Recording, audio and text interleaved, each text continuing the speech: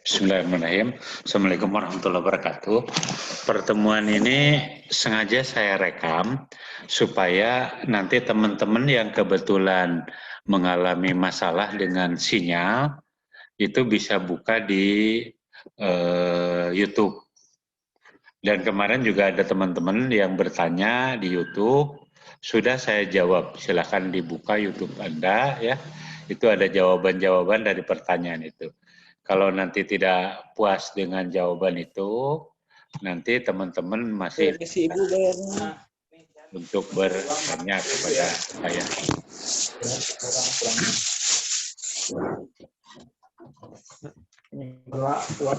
Suara saya terdengar jelas, silahkan Anda. Sudah jelas, Pak. Dengar, Pak.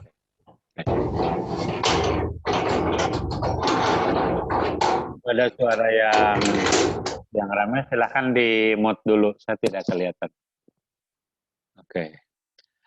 Pengertian pendidikan itu berasal dari kata pedagogik, ya, yang artinya ilmu mendidik. Ada juga yang namanya pedagogi, itu namanya seni mendidik. Ya. Jadi ada ilmu mendidik, ada seni mendidik. Nah, yang namanya seni, mengajar itu seperti seni. Ada apa ya? Ada hal yang bisa dibangun supaya menarik. Ya, ada hal-hal yang lain yang memungkinkan orang untuk tertarik. Ini bahasa awalnya adalah bahasa Yunani. Paes, ya, jadi pedagogi itu dari paes, itu anak. Agogos itu saya menuntun, membimbing. Jadi pedagogos atau nanti jadi pedagogis itu menuntun anak atau membimbing anak. Itu terjemahan yang paling sederhana yang bisa diartikan. Pengertian pendidikan dilihat dari aspek bahasa. Kemudian pengertian pendidikan itu bisa lebih berkembang, ya. Misalnya dilihat dari aspek sejarah atau historis. Pendidikan dalam arti luas telah mulainya dilaksanakan sejak manusia ada di bumi. Jadi sebenarnya pendidikan itu sudah ada sejak manusia di bumi ini.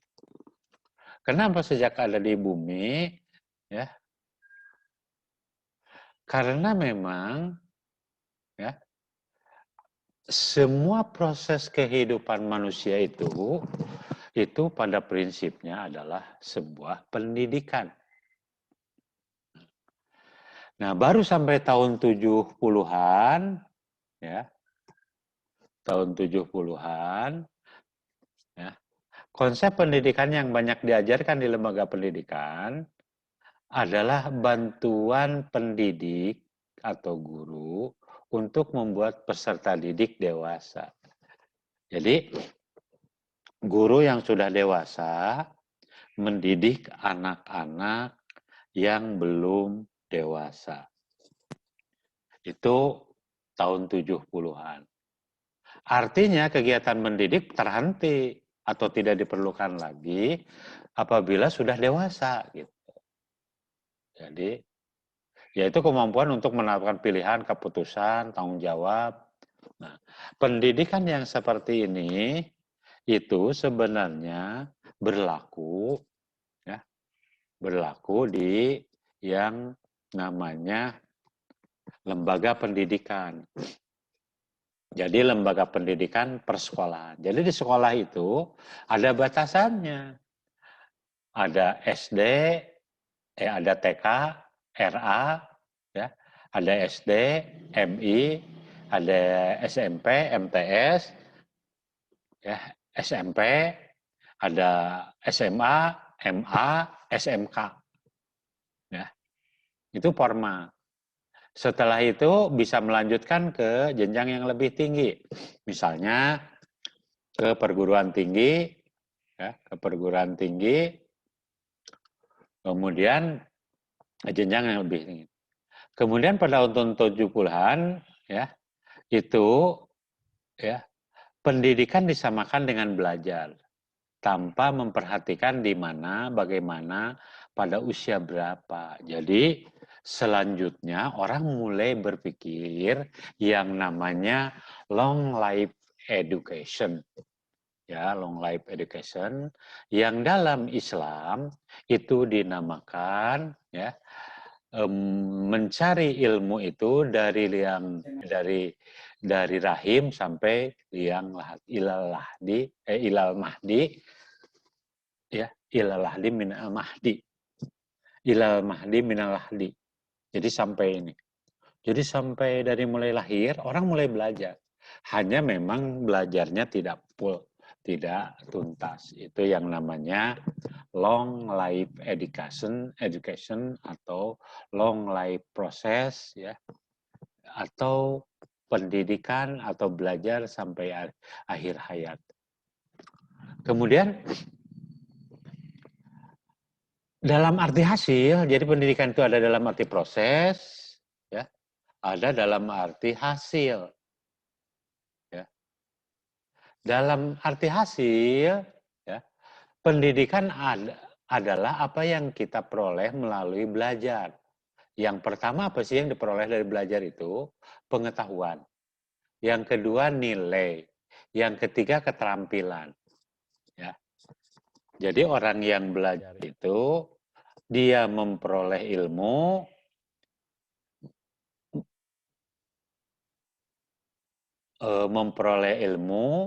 ya, memperoleh nilai-nilai, memperoleh keterampilan. Gitu. Maka dalam beberapa hal orang merumuskan pendidikan itu yang namanya membangun knowledge, pengetahuan, value, nilai, dan psikomotorik. Jadi orang tahu, orang mengerti, orang terampil. Sebagai satu proses, pendidikan melibatkan perbuatan belajar itu sendiri. Anda belajar itu akan terus-menerus, tidak hanya sekali. Terus, dan terus. Nah, oleh karena itu, orang mulai merumuskan pendidikan. Pendidikan adalah proses pengembangan kemampuan dari perilaku manusia secara keseluruhan. Ya, jadi perilaku manusia secara keseluruhan, aspek jasmani maupun aspek rohani. Itu. Selanjutnya, Carter mengatakan keseluruhan proses di mana seorang mengembangkan kemampuan sikap, bentuk-bentuk tingkah laku, nilai yang bernilai positif dalam masyarakat di mana dia hidup. Jadi kita diajarin itu yang pertama punya pengetahuan. Yang kedua dari pengetahuan itu terbentuk yang namanya sikap. Nah, dari sikap tersebut maka dia wujudkan dalam bentuk tingkah laku. Contohnya begini, mencuri adalah perbuatan tidak baik. Itu pengetahuan. Menyikapi, saya tidak akan mencuri. Bentuk tingkah lakunya menghindari perilaku untuk mencuri. Gitu. Sekalipun ada hukum atau tidak. Gitu. Oleh karena itu orang yang berpendidikan sejatinya harusnya dia lebih mengerti.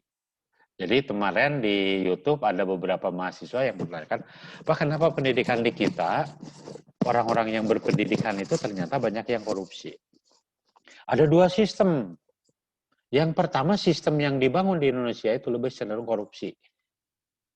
Itu. Karena apa? Kontrolnya rendah. Kontrolnya rendah. Jadi ketika orang mencuri, ya, kemudian dia dihukum ringan, ya ngapain? Sekarang koruptor, korupsi misalnya 500 miliar, ya, dihukum hanya 5 tahun. Selama dalam hukuman nikmat, ya mereka mendingan mencuri dong, gitu. Nah itu yang terjadi pada kehidupan bangsa kita, yang terjadi pada kehidupan bangsa kita. Di negara lain, di China misalnya, para koruptor itu dihukum gantung. Dihukum gantung mereka. Punya uang banyak, mati, mau enggak? Kan begitu. Di kita enggak. Orang koruptor diberi amnesti, diberi keringanan hukuman dan segala macamnya. Di tempat penjaranya nyaman gitu. Itu semua apa? Ya. Selanjutnya proses sosial. Ya. Proses sosial. Di mana orang yang diharapkan pada pengaruhnya lingkungan, terpilih kontrol khusus, ya, sehingga dia dapat mengalami kemampuan sosial. Artinya begini, orang yang berpendidikan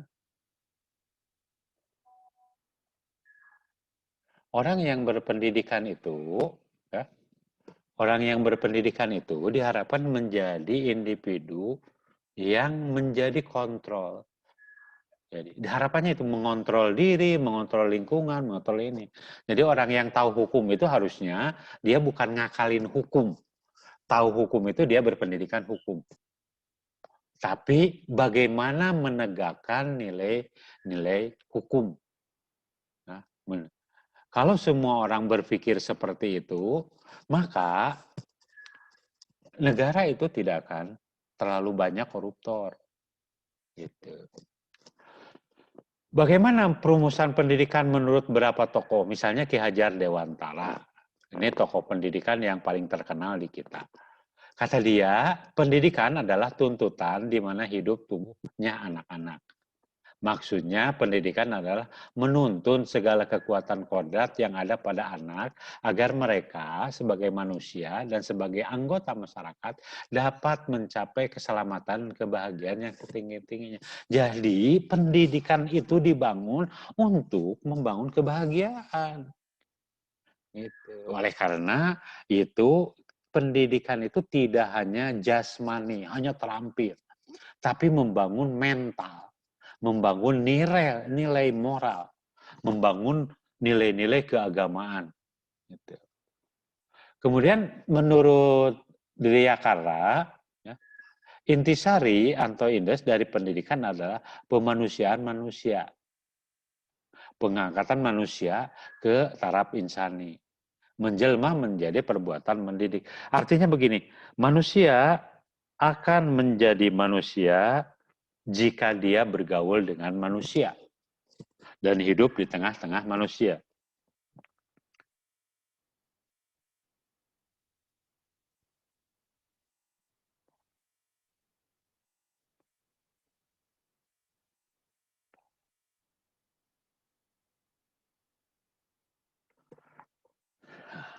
Jadi manusia akan jadi manusia manakala dia bergaul dengan manusia. Dan dia tidak akan jadi manusia jika tidak bergaul dengan manusia. Oke. Nah, berdasarkan Undang-Undang Pendidikan Nomor 20 tahun 2003, pendidikan adalah usaha sadar terencana untuk mewujudkan suasana belajar dan proses pembelajaran agar peserta didik selalu aktif mengembangkan potensi dirinya untuk memiliki kekuatan spiritual keagamaan, mengendalikan diri, kepribadian, kecerdasan, akhlak mulia, serta terampil yang diperlukan dirinya sebagai masyarakat dan bangsa. Itu pendidikan berdasarkan rumusan-rumusan yang dikembangkan oleh sistem pendidikan nasional. Selanjutnya, apa saja sebenarnya unsur pendidikan? Ya, unsur-unsur esensi dari sebuah pendidikan. Yang pertama, pembinaan kepribadian. Pengembangan kemampuan potensi meningkatkan pengetahuan tersebut, ya, sebagai arah tujuan dan mengaktualisasikan diri sebagai optimal. Jadi membangun kepribadian, pribadinya kuat, pengembangan diri. Jadi gini, orang bisa saja dia memiliki kecerdasan bagus, tapi kepribadiannya tidak bagus. Maka dikembangkan dalam pendidikan. Sekarang coba lihat, di Jepang, ya, orang-orang itu mengalami kejenuhan. Ya, mengalami kejenuhan. Mereka berpikir kerja. Aspek ruhaninya dilupakan. Nah, pendidikan harus membangun aspek ruhani. Apa yang terjadi selanjutnya? Dia merasa kosong. Kalau sudah merasa kosong, apa yang dilakukan? Yang dilakukan oleh dia adalah bunuh diri karena kosong. Nah, di kita, sekalipun miskin, padahal kurang apa? Kurang apa kita? Kita miskin, Jepang itu kurang apa? Semua kebutuhan ada.